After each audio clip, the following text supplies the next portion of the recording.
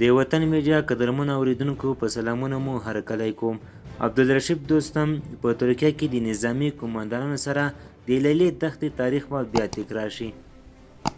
د افغانستان د ولسمشر پخوانی لومړی مرستیال عبدالرشید دوستم ته نږدې سرچینې وایي چې دوستم د ترکیې له پوځي قوماندانانو سره یې په لیدنه کې ژمنه کړې چې له طالبانو سره به وجنګېږي او ټینګار یې وکړ چې د لیلې تاریخ به تکراریږي.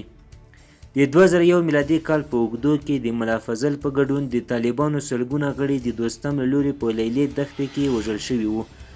نوموړی په شمال کې د طالبانو خلاف ډلې مشر و او د جوزجان ولایت په لیلې دښتې کې د دوستم له لوري نیول شوي طالبان په بېرحمۍ وژلي وو. دوستم ته منسوب ځینې انځورونه خپاره شوي او ویل کېږي نوموړی ترکیه کې میشت دی. دوستانو زموږ خبر تر همدې ځای و. د لا زیاتو معلوماتو لپاره زموږ چینل سره سبسکرایب کړئ. مننه.